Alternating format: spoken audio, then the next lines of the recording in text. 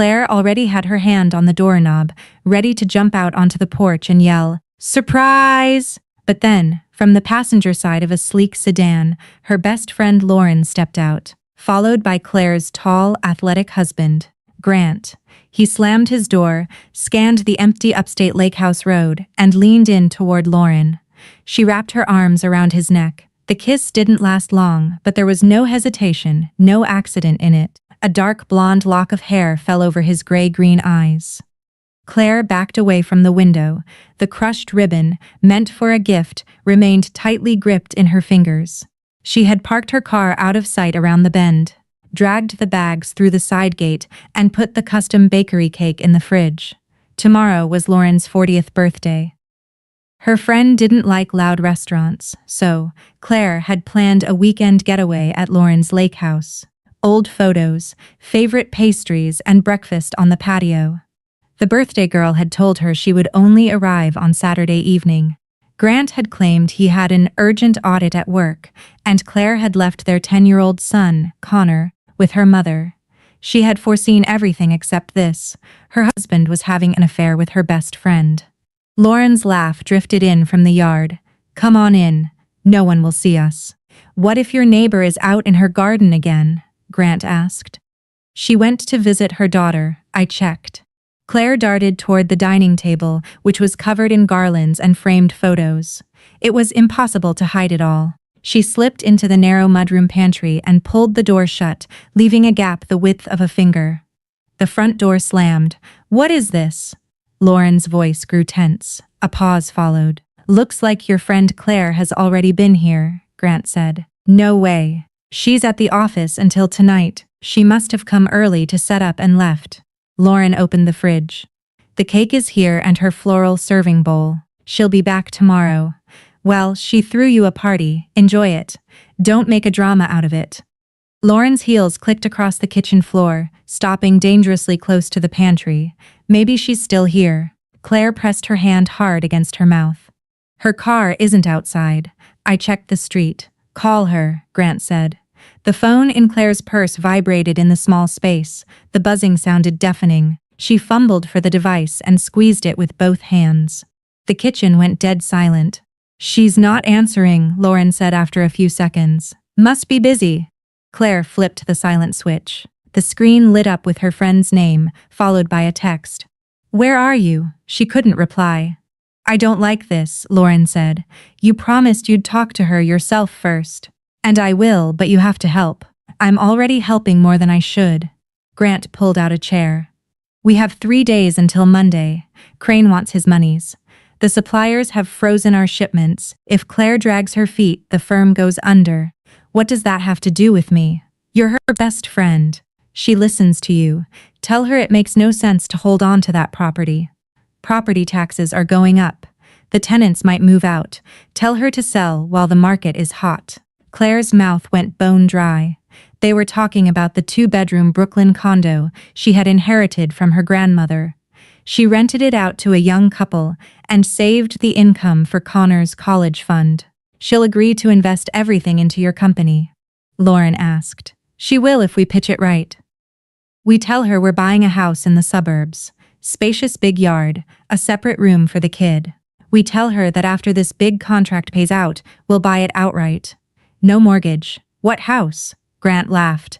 "Don't make me spell it out. There is no house. I need the cash to plug the hole and pay Tony Crane at least a fraction of what I owe. We'll run the rest through Elena's accounts. In 6 months, I can let the firm go bankrupt with the debts." Claire slowly sank to a crouch. A floorboard creaked under her shoe. But at that exact moment, the kitchen faucet turned on. "And Claire," Lauren asked. "She'll get a promissory note. All perfectly legal. When the company goes bankrupt, she'll be left with nothing. But she'll finally stop acting like she's the smartest person in the room." The malice in her husband's voice had always been hidden behind jokes and corporate confidence. Now, it was bare. Claire remembered how Grant had asked about the condo's current market value and requested to see the deed. Back then, it seemed like casual interest. Now, it was part of a calculated hit. "You said that after the sale we'd leave together," Lauren reminded him. "We will." "When?" "When you sort out the firm. You've been saying that for 3 months.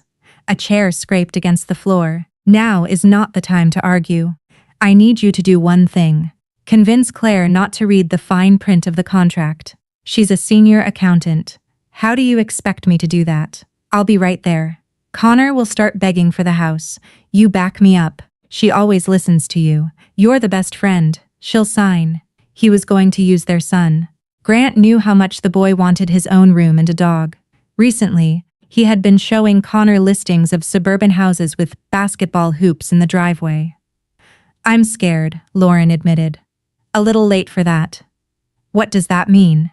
You had me give you a copy of her driver's license and passport. You had me find a sample of her signature. Without me, none of this would have worked.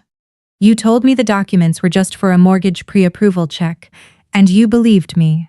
Lauren exhaled heavily. What did you do with her signature? Nothing that money can't fix. Answer me. Elena processed a corporate guarantee. The creditor got the paperwork and the firm got the line of credit. Once we closed the debt, the document won't matter to anyone. Claire's hands turned to ice. She pulled out her phone and hit record on the voice memo app, slipping it into her jacket pocket. The screen went dark. Claire didn't sign as a guarantor. Lauren's voice trembled. Keep your voice down. I solved a problem. That's it. What if she finds out? Where do the letters go? To our corporate address. Elena controls the creditor side. As long as payments are being made, nobody will bother Claire. But payments aren't being made. You just said you're out of money, which is why we need her condo. Lauren's voice dropped to a whisper.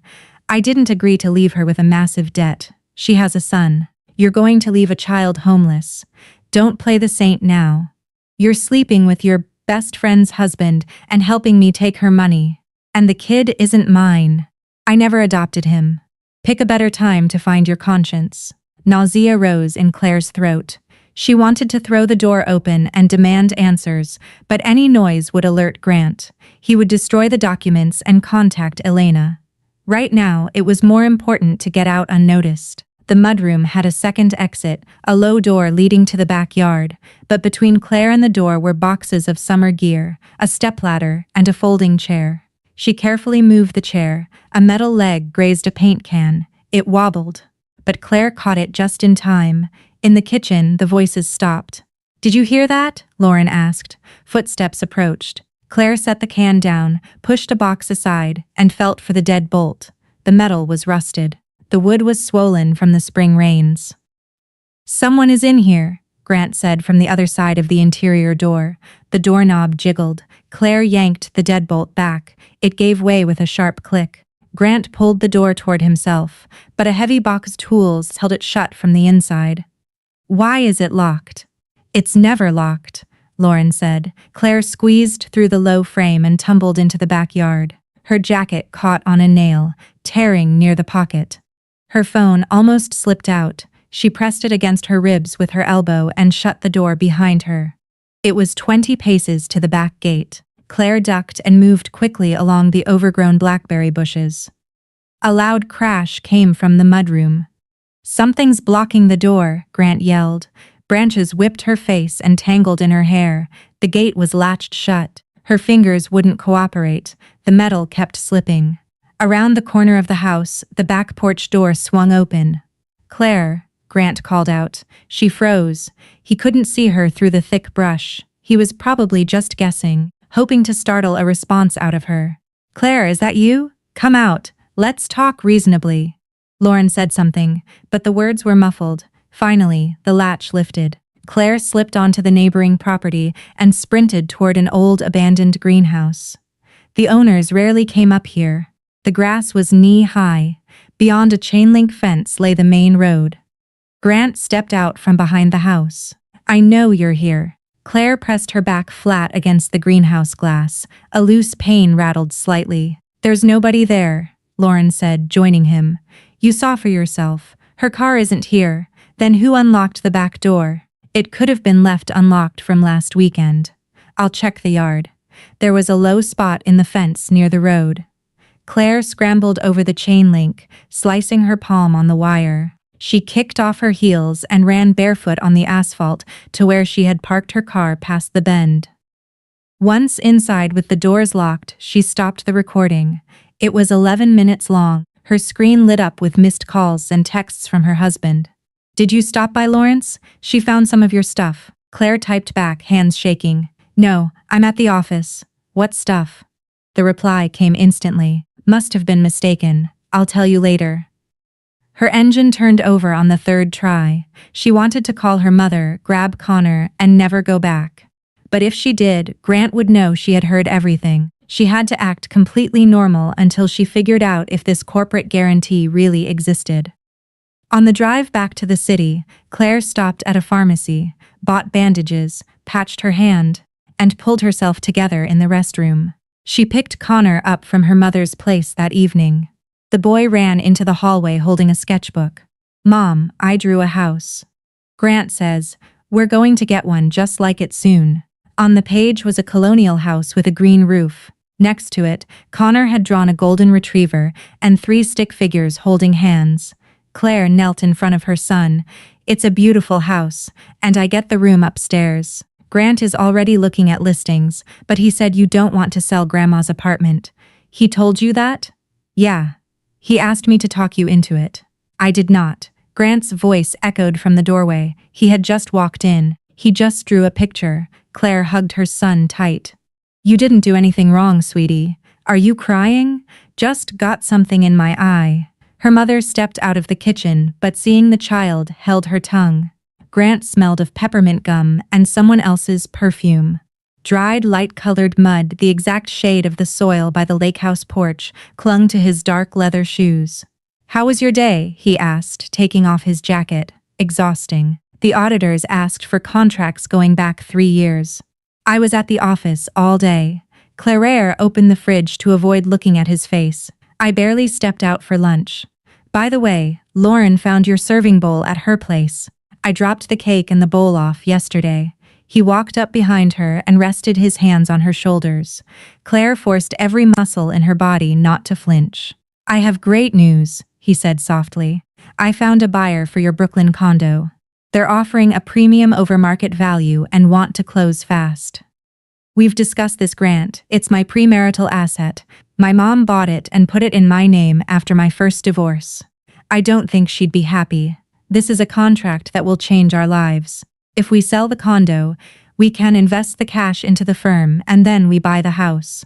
Connor will be thrilled. Just don't think about it too long. Buyers like this don't wait." Grant removed his hands and walked to the bathroom.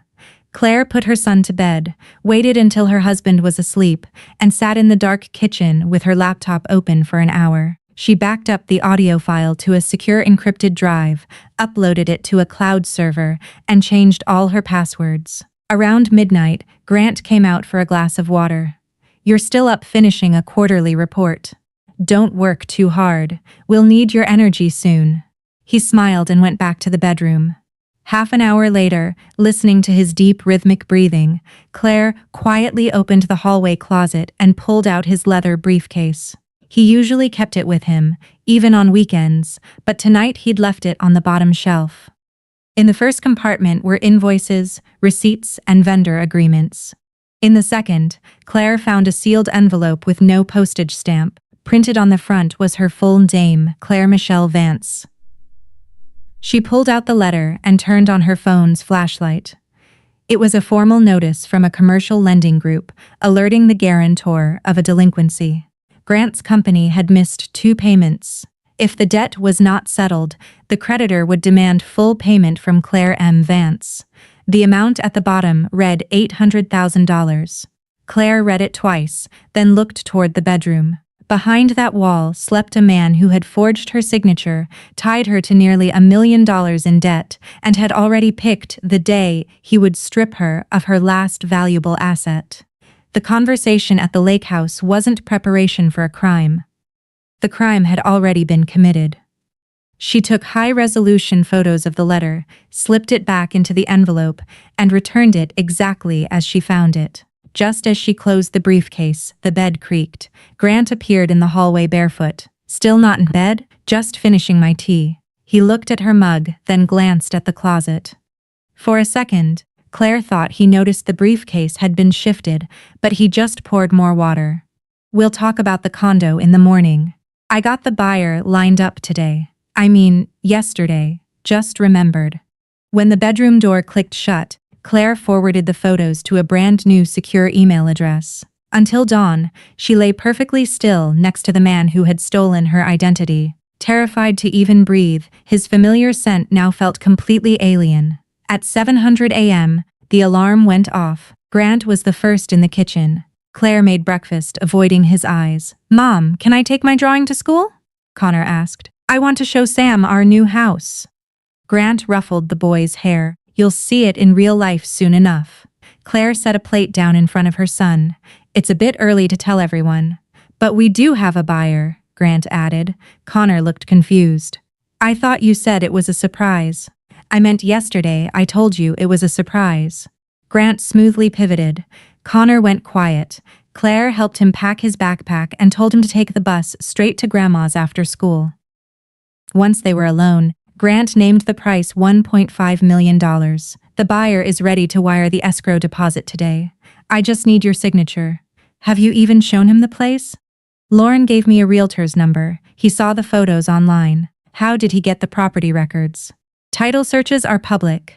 "Claire, stop looking for a catch." Claire cleared the coffee cups. "I'm not making $1.5 million decision in 2 hours. Your mother wanted you to be secure. The rental income is pennies compared to what this investment will yield." "That rental income goes into Connor's college fund." "Show me the contract that requires this cash," she demanded. Grant broke eye contact. "We're outfitting a massive new hotel complex." "Where is the budget estimate?" "I'm a senior accountant." "Grant, you want $1.5 million? Walk me through the risk assessment." He violently pushed his chair back. "You turn every family discussion into an audit." "This is my money too. We've been married for 8 years. He stepped into her space. "I need an answer by Monday, and do not ask your mother for advice. She'll just start harping again about how I'm only after your property. Is she wrong?" A flash of caution crossed his face. "You have a sick sense of humor." He grabbed his briefcase and left. Before closing the closet, she heard him check the lock on the inner compartment. He knew exactly what was hidden in there. Claire canceled her morning meetings and called Marcus Hayes. The attorney had successfully represented her firm in a vicious contractor dispute years ago. "I need an urgent consultation," she said. "It's about a corporate guarantee I never signed." Marcus didn't ask questions over the phone. "Come in at 10. Bring copies of everything."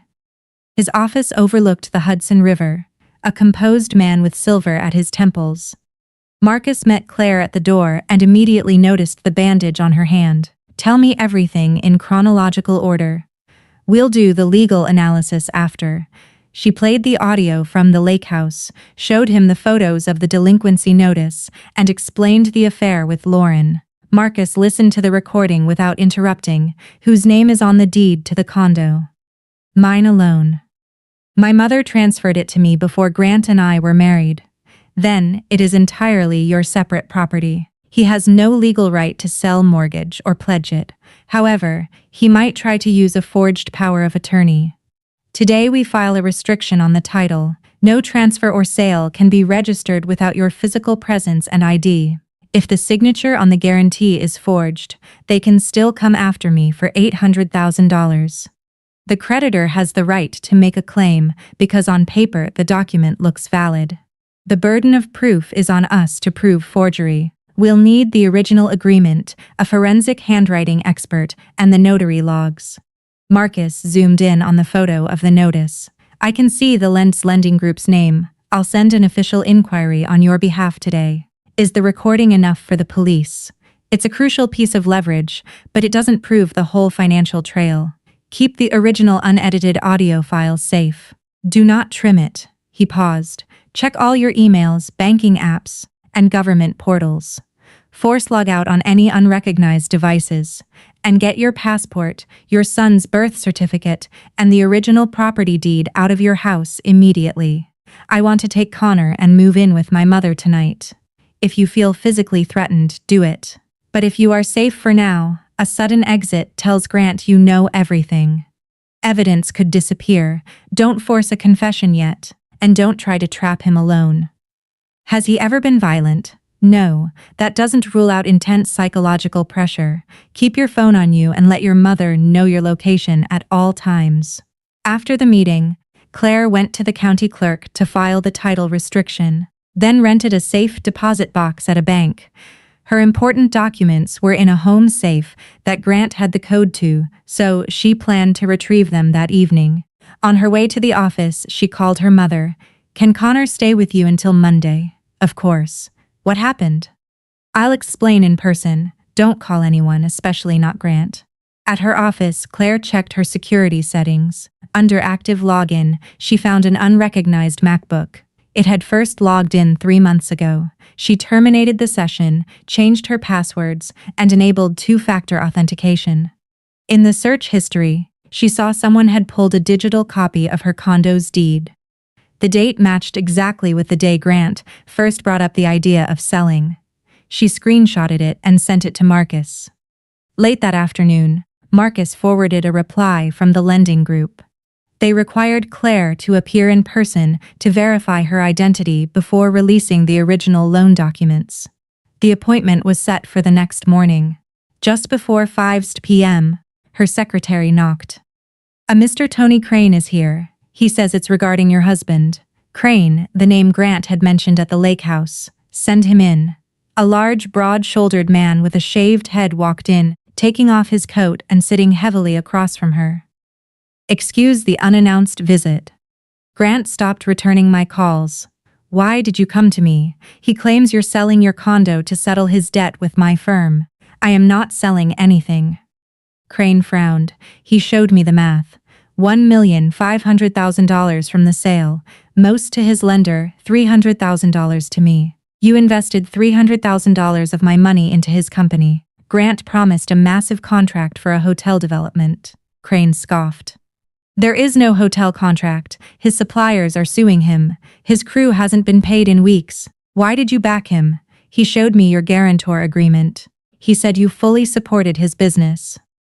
Claire turned her monitor around to show the photo of the default notice. "Is this the lender you're talking about?" "Yeah.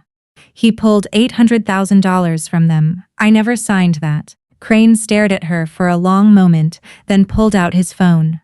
"Then he's playing us both. I have texts here. Grant swearing his wife signed off on the sale and personally guaranteed the payback. Send those screenshots to my lawyer. And do not tell my husband we spoke. Wasn't planning on it. Now I just need to get my hands on his company ledgers." Claire gave him Marcus's card. "I am not responsible for Grant's debts." "You shouldn't be." He took the cash. Crane paused at the door. "This morning, he asked for an extension until Monday. Swear to me you'd be signing the escrow paperwork tonight." Claire went home early. She opened the safe, pulling out the deed, Connor's birth certificate, and the spare keys to the condo. The 2 copies of passport she usually kept there were missing. Her phone rang. It was Lauren, her tone unnaturally bright. "What time are you coming up tomorrow? I found the cake and the decorations. I'll celebrate with you later. Work is a nightmare right now." "Are you mad I came up early? Sorry I ruined the surprise." "It happens. Hey, Grant mentioned he found a buyer for the condo. Honestly, Claire, it sounds like a great deal. His company is about to land a massive order." "How do you know that?" "I overheard him talking. I just want what's best for your family. That's why I'm advising you to invest in a business you don't know anything about. He's your husband. Can't you trust him?" Claire stared at the empty space in her safe. "I'll think about it. Just don't wait too long. Buyer's walk." Lauren was reciting Grant's script verbatim. Claire dropped the documents at the bank and drove to her mother's. Connor was building Legos on the rug. "Are you staying here tonight?" "Not tonight, baby." "Tomorrow," Grant called. Her mother said quietly. "Told him not to show the drawing of the house to anyone until the buyer's check clears. Told him not to talk to you about it anymore, that it's adult business." Connor nodded, looking anxiously at his mother. Behind the closed kitchen door, Claire showed her mother the letter and gave a brief summary of the recording. Her mother sank into a chair. "Stay here right now. If I don't go back, Grant will realize I know. He'll destroy his files. What if he realizes you found the envelope? I'll be careful. Mom, you bought that condo for me and Connor. You transferred it before the wedding specifically so no one could touch it. He wants me to sell it voluntarily and hand him the cash. Her mother pulled her into a hug. Don't give him a single thing anymore, not even the benefit of the doubt. Claire returned home around 9 p.m. Grant was waiting at the dining table. A blue folder sat in front of him. Where were you? Dropping off some clothes for Connor. He likes it at Grandma's. Grant, open the folder. Here's the authorization to sell and the promissory note from my firm. Sign it tonight, and the escrow officer starts the paperwork tomorrow. Claire sat across from him. The contract stated she would transfer almost the entire value of the condo to his company as a 3-year loan. There was zero collateral. Her ability to demand early repayment was heavily restricted. Why is this loan unsecured? It's cleaner that way. For who? For our family. There's no payment schedule. Grant snatched the paper. The money stays in the family. Once you transfer it, it belongs to the company. Don't lecture me, Grant. I'm reviewing a contract you want me to sign. He stood up and paced to the window. Crane gave me until Monday. If I don't pay, he files a lawsuit. Suppliers freeze us out. You can save the firm with one stroke of a pen. So, there is no hotel contract. Grant spun around. It'll materialize once we clear the old debts. That's not what you said this morning. I didn't want to stress you with the details. You lied. Claire closed the folder. I need time. We don't have time. Find another way. Grant slammed his hands on the table. A husband's debts can become a wife's problem. Claire, if the company goes under, creditors come after marital assets. It is much cheaper to invest the condo voluntarily than to be bled dry by court orders. The threat was delivered with casual coldness. I am not signing anything tonight. I'll take the file to work and review it. Then the deal stays here. Grant stared at her for a few seconds, then pushed the papers away. Fine, until tomorrow. Claire took the folder to the bedroom. Later, she locked herself in the master bathroom, photographed every single page, and emailed them to Marcus. A text popped up from Lauren. We need to meet without Grant. I'll tell you the truth. A second later, the message was deleted, but Claire had already taken a screenshot. Another text followed. Forget it. I made a mistake. Claire turned off the bathroom light and listened. Someone was standing right outside the door. The handle slowly turned. She barely had time to slide her phone into her robe pocket as Grant pushed the door open. Taking a while, aren't you? She turned on the faucet, washing off a face mask. He looked around, his eyes lingering on the blue folder sitting by the sink. He smirked. I hope you aren't doing due diligence in the middle of the night. Already did. Too many red flags. Well, discuss it in the morning. He closed the door but didn't walk away. His shadow remained under the doorframe for a long time. When his footsteps finally faded, Claire went to bed. Grant was lying there with his eyes closed. He had moved the blue folder to the nightstand on his side. She didn't argue. Marcus already had the copies. Claire barely slept. Lauren's deleted message looped in her head. I'll tell you the truth. Her friend had panicked and backed out, but that first impulse was crucial. The next morning, Grant acted like the tense standoff hadn't happened. He handed her a coffee and slid the folder toward her. Just sign the intent to sell. I haven't even met the buyer. We haven't negotiated the final price. Elena will handle the logistics. Who is Elena? He froze for a fraction of a second. A financial consultant. I've mentioned her. Never heard of her. You forgot.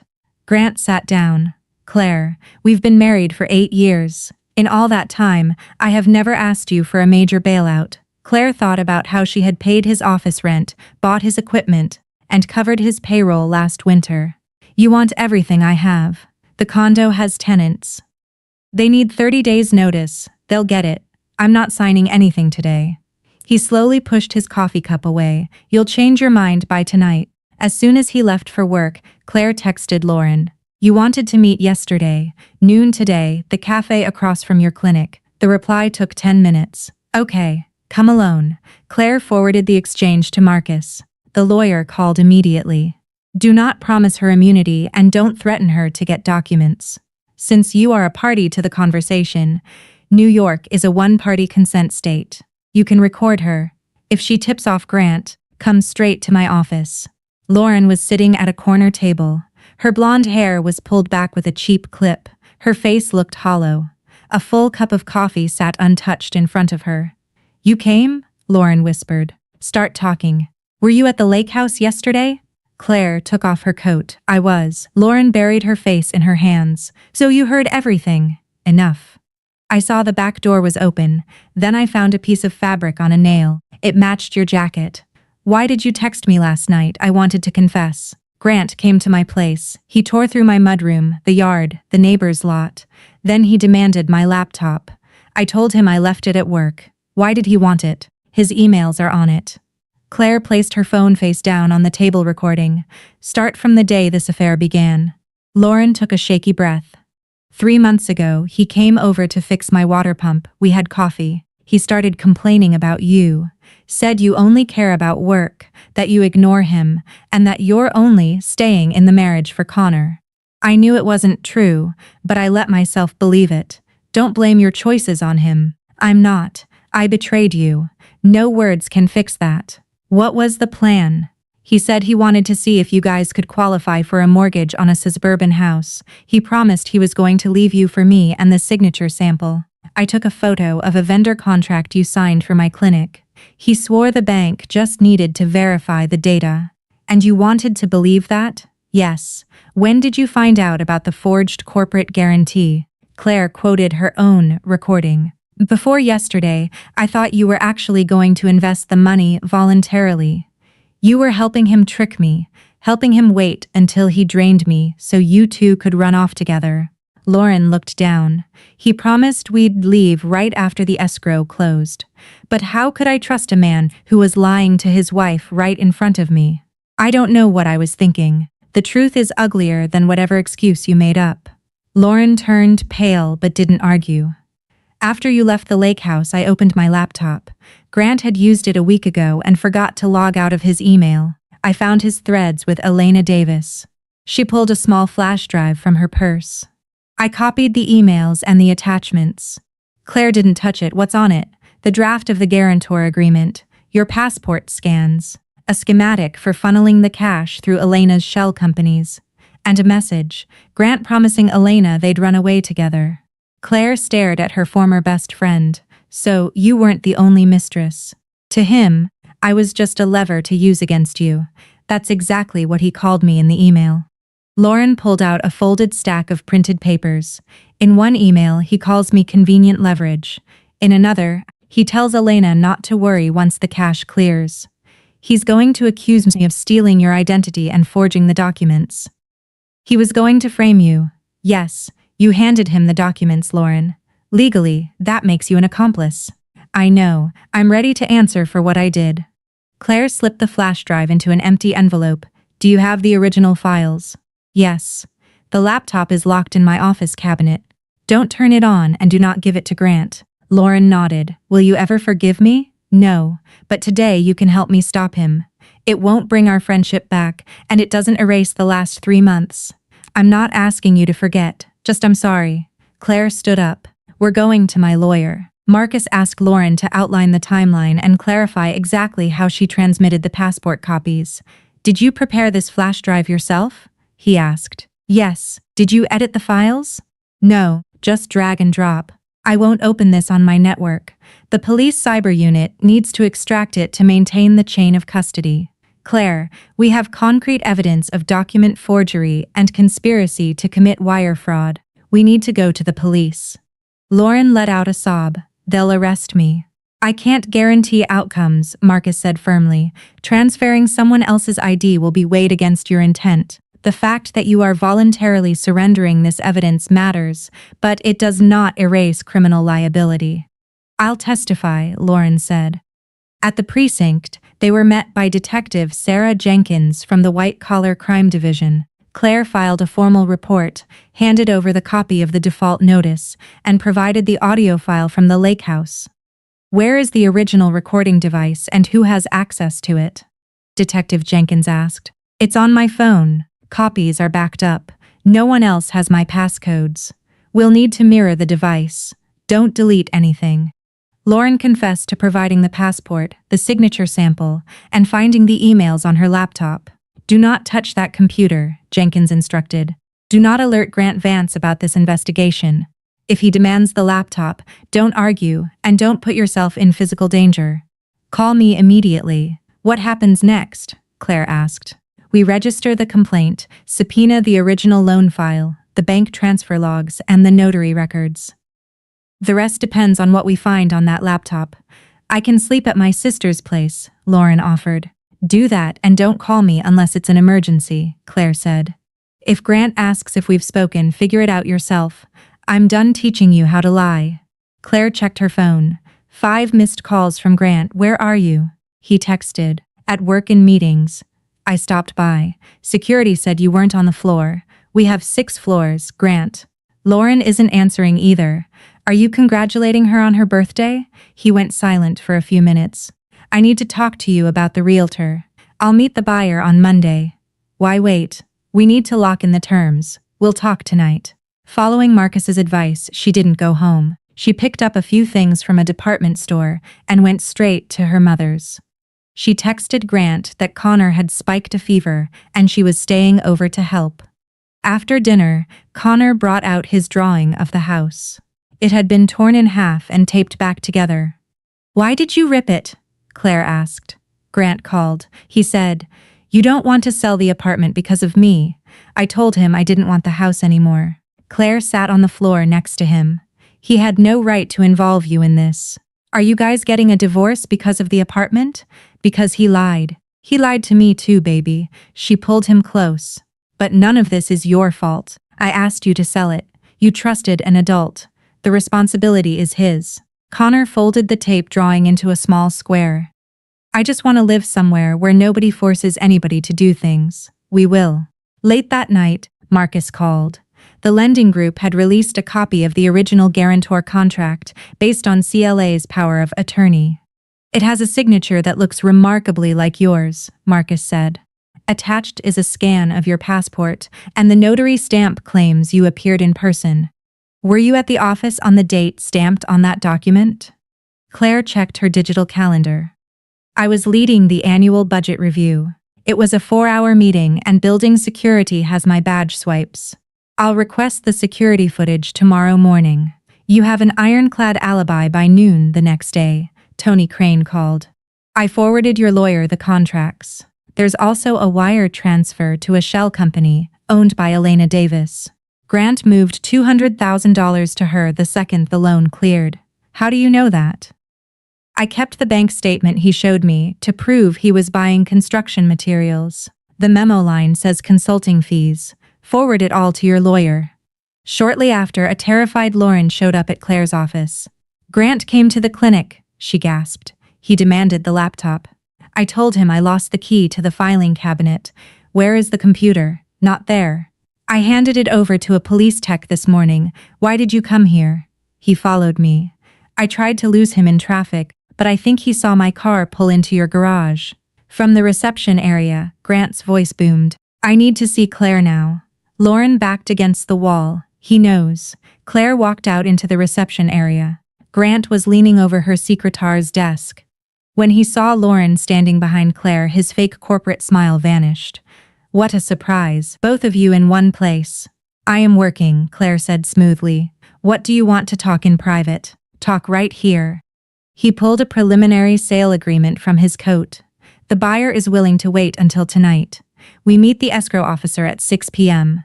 I didn't agree to that. Yesterday you said you were ready to meet. Said Monday after I review the paperwork. Grant's eyes snapped to Lauren. And what are you doing here? My own business. What business? Leave the building before I have you thrown out.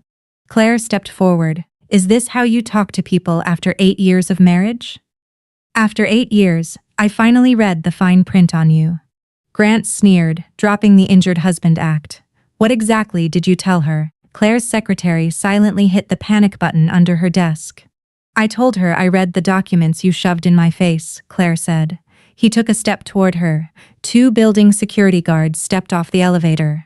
Mr. Vance, you need to leave the premises. One of them, said. Grant shoved the contract back into his coat. Fine, but you are coming home tonight, Claire. We are married and family matters are handled behind closed doors. If you don't come home, you will regret it. The guard stepped between them. Grant gave Claire a dark, calculating look, trying to gauge exactly how much she knew before turning on his heel and leaving. A minute later, Lauren showed Claire a text she just received from Grant. You told her everything. You're going to take the fall for all of it. A second text followed. I'm getting my money before either of you can stop me. Claire forwarded the screenshots to Marcus and Detective Jenkins. Suddenly, Claire's own phone rang.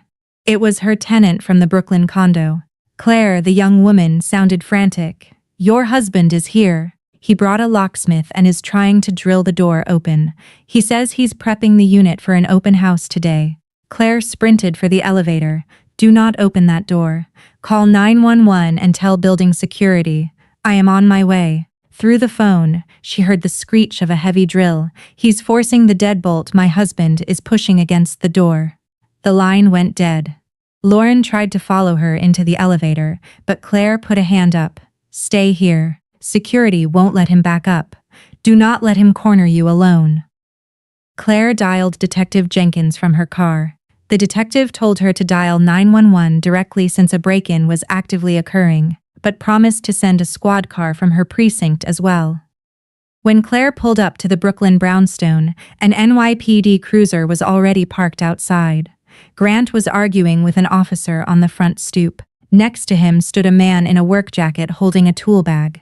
The building super was holding the front lobby door shut. Seeing Claire, Grant pointed at her. Finally, tell them I have every right to go inside. Claire stopped a few feet away. This property belongs entirely to me. You are not on the deed, you do not reside here, and you do not have permission to access it. We are legally married. That does not give you access to my premarital assets. The locksmith looked at the ground. He told me the tenants lost the keys, he mumbled. Leave, Claire told the locksmith. Give your business card to the officer. They might need a statement on who hired you for an illegal eviction. Grant stepped toward her. Stop putting on a show. I just wanted to appraise the interior before the sale. There is no sale, you're going to regret this. Step back, sir. No threats, the police officer warned. The tenants had come down to the lobby. The heavy door behind them had deep gouges near the lock, the paint stripped away. Claire filed an immediate report for attempted breaking and entering and property damage. The locksmith gave a statement confirming Grant Vance had hired him, claiming his wife had authorized it over the phone. Show us the texts, the officer told Grant. We discussed it verbally. Grant lied. Claire pulled up her digital deed on her phone to prove sole ownership. The police recorded everyone's statements and formally warned Grant that if he approached the property again, he would be arrested for trespassing and harassment. He was the last to leave. Before getting into his car, he turned to Claire. You're going to come begging me to fix this. Claire waited until his car disappeared down the block before going upstairs to comfort her tenants. The young woman was shaking. Her husband was holding a baseball bat. I am so sorry, Claire said. I had no idea he would do this. I'll pay for a brand new reinforced door and cover your rent for the month. She called an emergency locksmith, and a new high-security lock was installed. Only the tenants and Claire had the keys. She drafted an addendum to their lease, explicitly stating that no third party, including her husband, was allowed on the premises without her written consent. That evening, Marcus met Claire at her mother's house. Attempting to break into the apartment shows extreme pressure, but it doesn't legally prove the corporate loan fraud, the lawyer explained. Don't mix the episodes, each needs its own evidence. He panicked because I refused to sell. He's going to move faster now. Claire looked toward the living room where Connor was watching a movie. I can't pretend to be his wife anymore. I need to get my things from the house. Do not go alone. We will file for divorce the moment the criminal charges are secure. The next day, Claire went to the house to pack her clothes and her work laptop. Marks and an off-duty security contractor went with her. Grant wasn't home. In the hallway, a suitcase lay open. Several of Grant's expensive suits were missing from the closet. His desk drawers had been emptied. Claire checked the wall safe. She had already moved the original deeds, but the $2,000 in cash she had saved for Connor's summer camp was gone. On the kitchen counter lay Connor's drawing of the house torn to shreds. "Take photos of everything before you pack," Marcus advised. She documented the mess, packed her clothes, Connor's medicines, and his school books. She left the framed family photos on the walls. They felt like props from a play she hadn't realized she was starring in. On a side table, an old iPad was blinking. Grant had forgotten to log out of his RidShare app. His last completed trip ended at the corporate address of Elena Davis's consulting firm. Claire didn't open the messages. She handed the tablet to Marcus to coordinate with the police. "Are you changing the locks?" the security guard asked. "No point. He still has some stuff here. I'm just never coming back." Waiting for the elevator, Claire saw the neighbor who had greeted them every morning for years. "Are you moving, Claire?" "Yes, for good."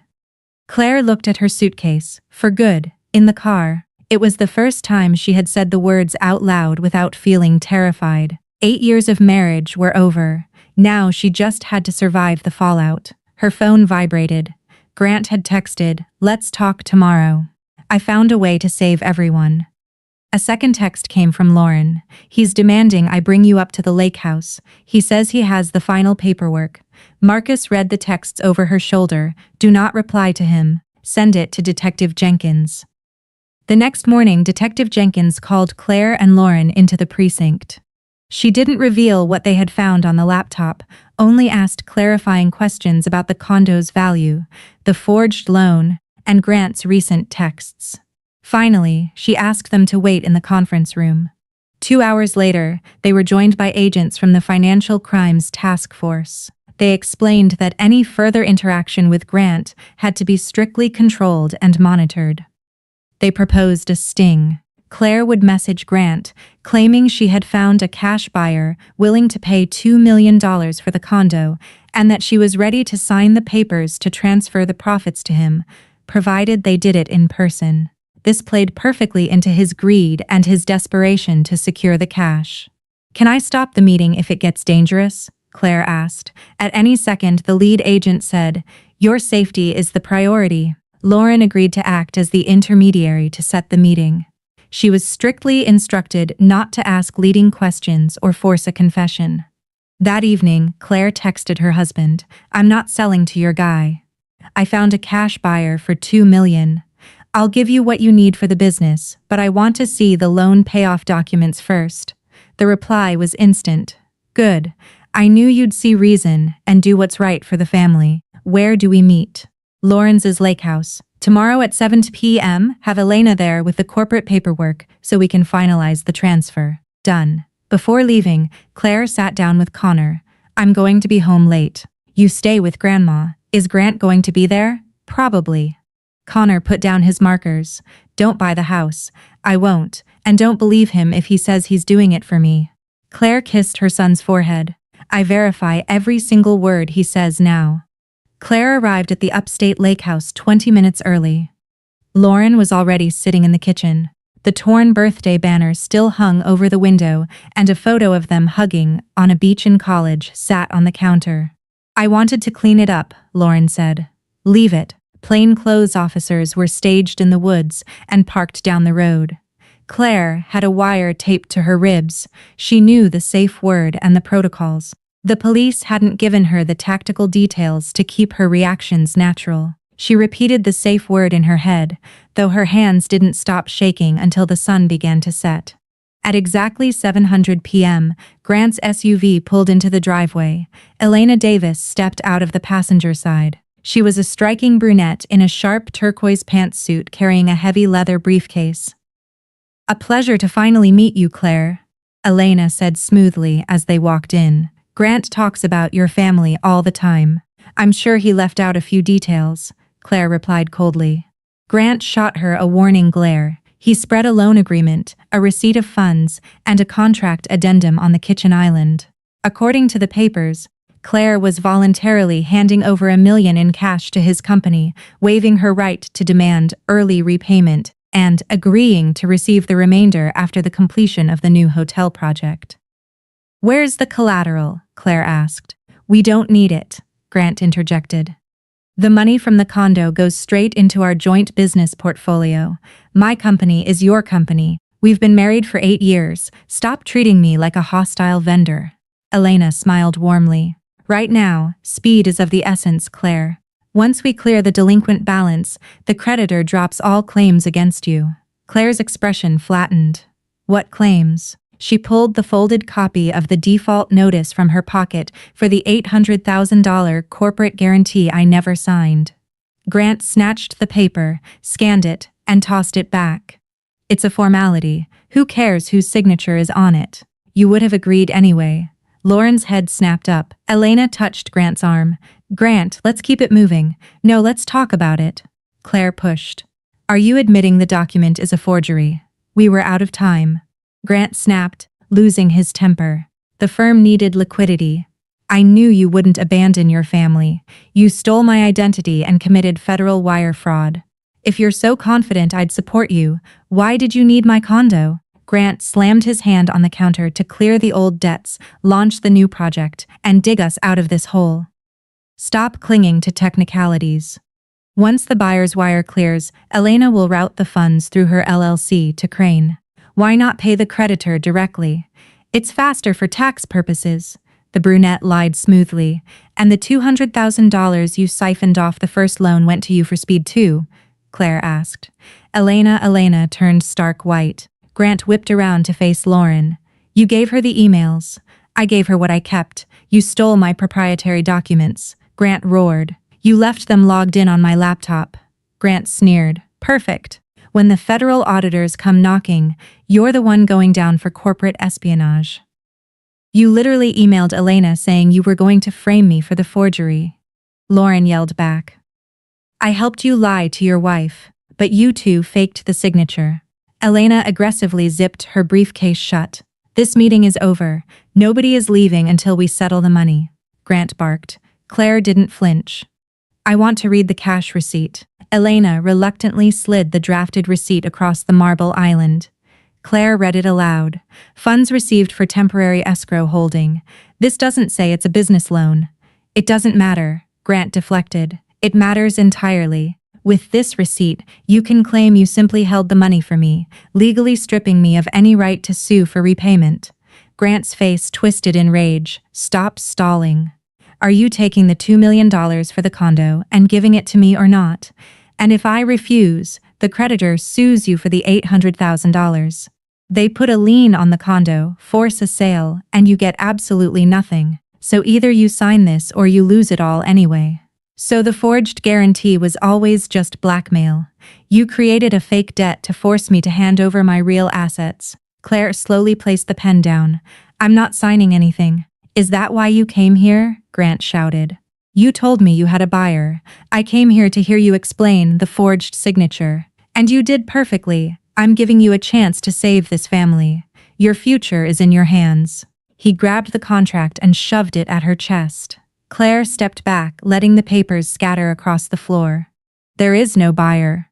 I'm not selling the apartment." Elena was frantically gathering her things. "I am leaving. You two can hash out your divorce without me." Lauren bent down, picked up a stray piece of paper, and gasped. "Claire, look at this." Elena lunged and ripped the paper from her hands. "You don't know what you're looking at. I've seen your emails." Lauren shot back. "Grant promised to sell Claire's apartment to your fake buyer for half its actual value and pocket the difference in an offshore account." Grant turned on Lauren, his fists clenched. "You gave the laptop to the police, didn't you?" "Yes, who exactly has it?" Grant lunged at his former mistress, but Claire stepped directly between them. "Don't touch her. Get out of my way. She set me up. Elena printed that guarantee because she told me to." "Prove it," Claire said, staring him dead in the eye. She looked toward the front window. "I came and I heard everything I needed to hear." The hidden microphone transmitted the phrase perfectly. Grant didn't understand what she meant, but he grabbed Clara. Malurin shoved him backward into the cabinets. Let her go. He shoved Lauren hard against the refrigerator and grabbed the leather folder off the counter. Elena was desperately trying to tear the offshore agreement into pieces. The front door burst open. Police. Nobody move. Step away from the documents. 5 plainclothes officers flooded the kitchen. 2 tackled Grant against the wall, kicking his legs apart. Another grabbed Elena's wrists, forcing her to drop the shredded paper. The rest of the contracts remained on the floor. "This is a domestic dispute," Grant screamed, his face pressed against the drywall. "My wife agreed to sell our property and now she's having an episode. You can explain that to the judge," the lead agent said, cuffing him. "I didn't sign anything," Claire said, holding her hands up. "He was trying to extort me using a forged loan document," Grant thrashed, trying to kick toward the back door, but an officer slammed him back. Elena demanded a lawyer and immediately invoked her right to remain silent. The officers asked Claire to wait outside while they processed the crime scene. She stood on the porch watching them bag the loan contracts, the extortion demands, and the torn pages Elena had tried to swallow. As Grant was let out in handcuffs, he turned his head toward Claire. "You think you won? You're going to be left with nothing but debts and that kid." Claire didn't say a word. Inside, Lauren slumped into a kitchen chair. A red welt was forming on her cheek where she had hit the fridge. "I'm sorry," she whispered. "For today or for everything?" Claire asked from the doorway. For all of it, Claire walked over, picked up the framed college photo from the counter, and placed it face down in front of Lauren. "You helped stop him today. I'll make sure the prosecutor knows that, but we are not friends anymore." Lauren nodded, tears spilling onto the table. Late that night, Claire returned to her mother's house. Connor ran into the hallway. "Is it over?" She knelt and hugged him tightly. The scary part is her phone rang. It was Marcus. He confirmed Grant and Elena were booked into federal holding, and the prosecutor was reviewing the wiretap and the laptop forensics. Claire walked to the window.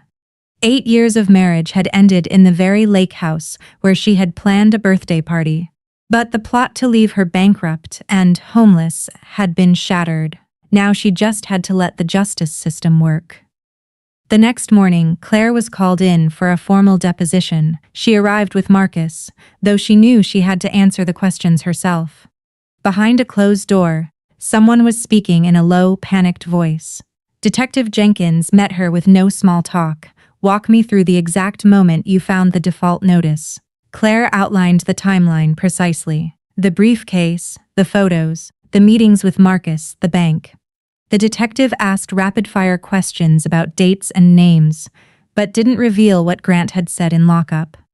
After the interview, Marcus walked Claire to her car. "Now we wait for the forensics," he said. "Do not try to get updates through back channels. The investigation is sealed for a reason, I know, and today we formally file for divorce." Marcus looked at Claire's face, expecting hesitation. He found none. "File it." Grant and Elena were released on bail. At this stage, they weren't considered flight risks. Marcus had warned Claire this would happen and that it didn't mean the case was weak. That evening, Grant called from an unknown number. "Are you happy?" he snarled. "All communication goes through my lawyer.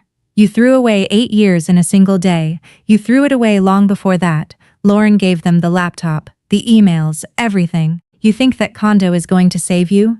When the creditor sues, you'll be the one handing me the keys." Claire hung up and blocked the number. She walked into Connor's room. He was sitting on the floor with his Legos. "Was that Grant?" "Yes. Is he coming back?" "No." Connor was quiet for a moment. "I'm glad." The confession seemed to weigh heavily on him. He looked down, almost ashamed of his own relief. "You are allowed to be angry or miss him or be happy," Claire said softly. "Every feeling is okay. A judge will decide if he goes to jail. We don't have to carry that burden." A week later, the forensic handwriting analysis came back. The signature on the corporate guarantee was definitively not CLA's. The expert noted that the pen strokes were slow and deliberate, mimicking a traced image. The IP logs and security footage proved Claire was in Manhattan during the exact time the notary stamped the paperwork in New Jersey, where Grant and Elena were caught on camera entering the building. The cyber unit recovered the deleted emails. They found threads discussing Claire's stolen social security number, her passport scans, the exact loan amount, and a corrupt notary who was paid to stamp the documents without the guarantor present. Another email chain detailed the plot to sell the Brooklyn condo to Elena's associate at a massive loss, while Grant pocketed a kickback in an offshore account. Claire only learned all this months later when the prosecution unsealed the discovery files. In the meantime, the commercial lending group formally sued Claire for the $800,000. Marcus Counters sued immediately. The judge reviewed the forensic reports, the GPS data, and her employer's security logs. The bank's lawyers tried to argue that Claire benefited from the loan since it went into her husband's business. My client has no ownership stake in Grant Vance's LLC, zero access to the corporate accounts, and received zero financial benefit, Marcus argued in court. The judge declared the guarantor contract completely void. Claire was legally cleared of the debt. The financial liability fell entirely on Grant's bankrupt company and the co-conspirators.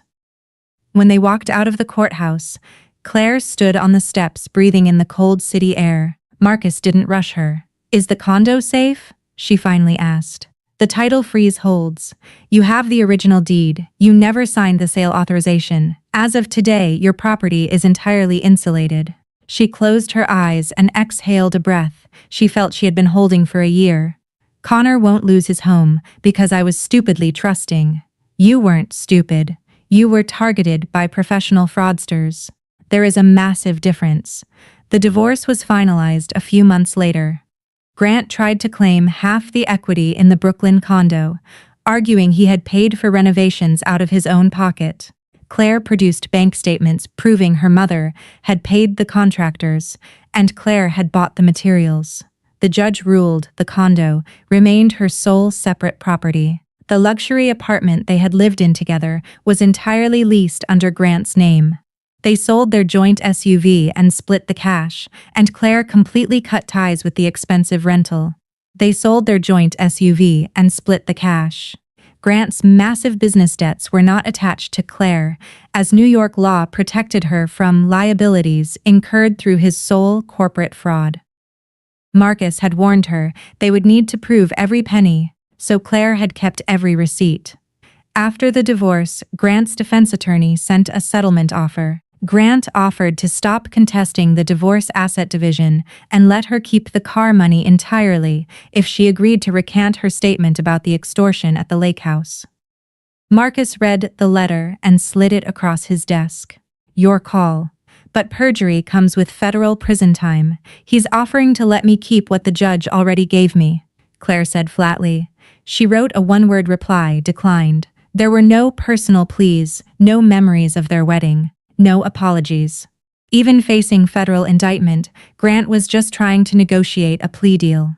The scandal reached her office when the FBI subpoenaed her building's security logs. Claire expected whispers and demotions, but her firm's managing partner called her into his office and shut the door.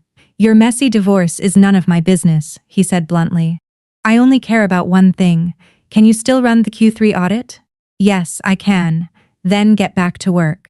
Our security team confirmed you had no access to his fraudulent accounts. That's all the board needs to know."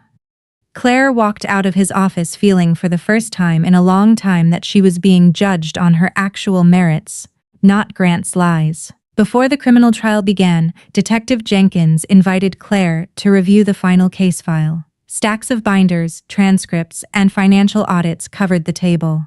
Among them, Claire saw the reconstructed photo of the paper Elena had tried to shred. It was a side agreement. The fake buyer was supposed to wire $500,000 directly to Grant's Cayman Islands account after closing, so even if I had agreed to sell, I wouldn't have even gotten the fake price he promised, Claire muttered. "The jury will see all of it," Jenkins said. Claire read slowly. The hardest part was reading Grant's text to Lauren about Connor. "Show the kid the house with the pool again," Grant had written. "When the kid whines about it, she breaks faster." Claire closed the binder. "I need a minute." Jenkins nodded and stepped out. Marcus, who had accompanied her, sat quietly, offering no platitudes. A few minutes later, Claire opened the binder and read every last page. It was brutal, but when she finished, she knew no lie could ever blindside her again. There was no custody battle. Grant was not Connor's biological father and had never legally adopted him. But the psychological toll on the boy was heavy.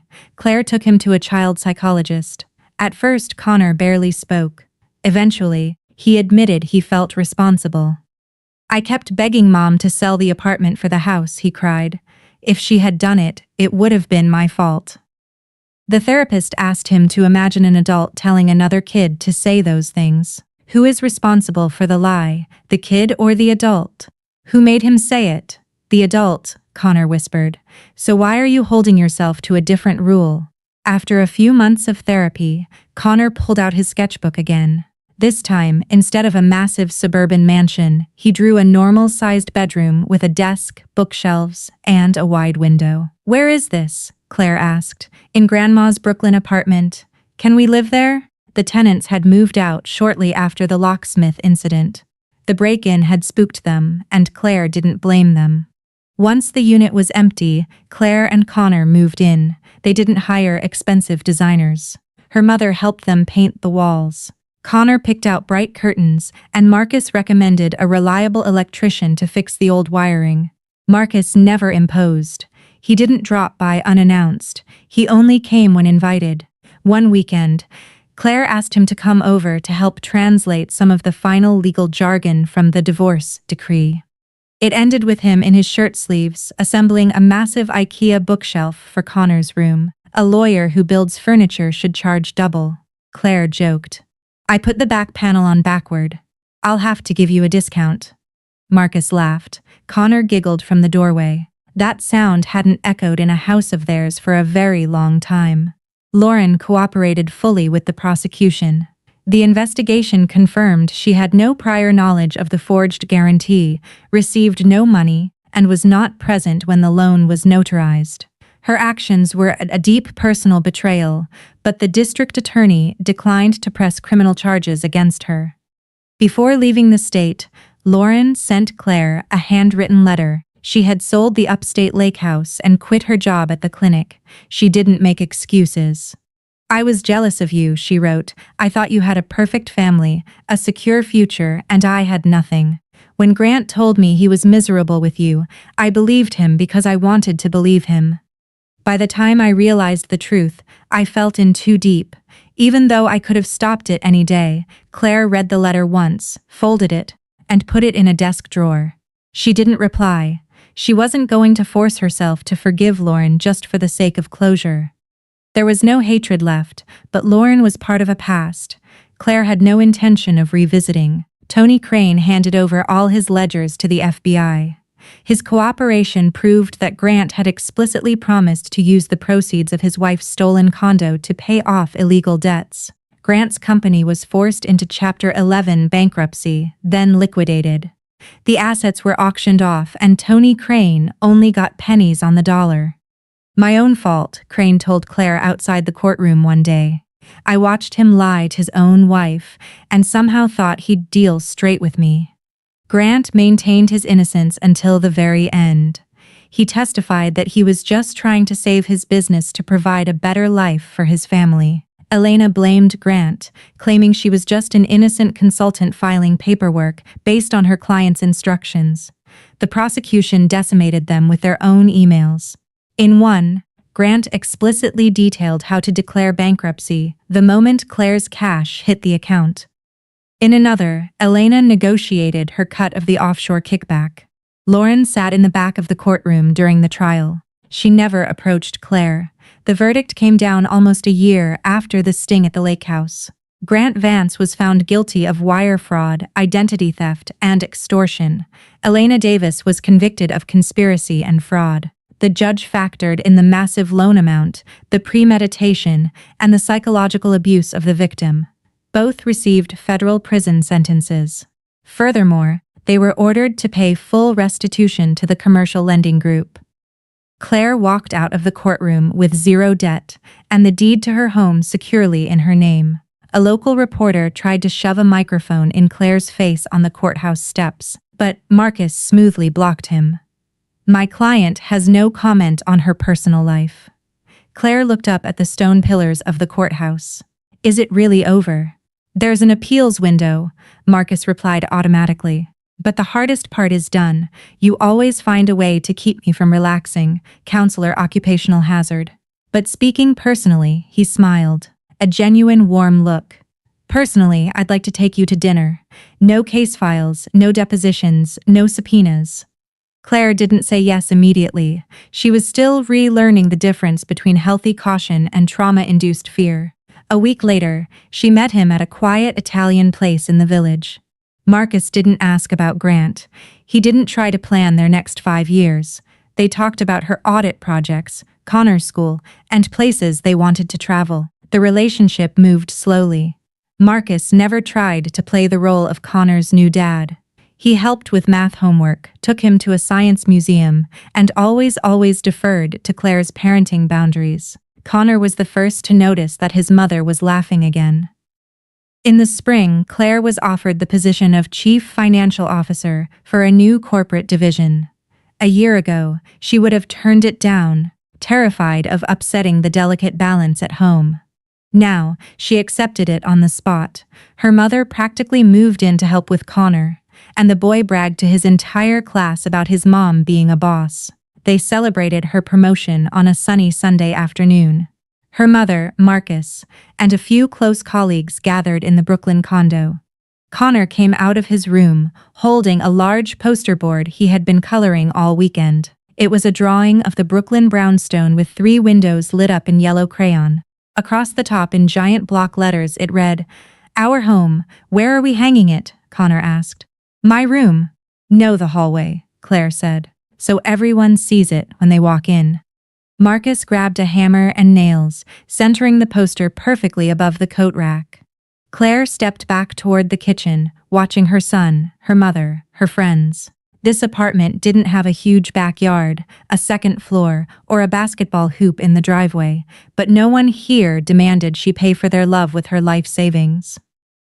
When the guests finally left, Marcus helped her load the dishwasher. Connor was already fast asleep. Claire leaned against the counter, looking at Marcus. "I used to think happiness was supposed to look like a magazine spread. The big house, the successful husband, the perfect promises. Now I know it just starts with knowing the person standing behind you isn't holding a knife." Marcus dried his hands, walked over, and took her hand, pulling her into a quiet, grounded embrace. The fear was gone. This was a new life, and she had finally learned exactly how to protect.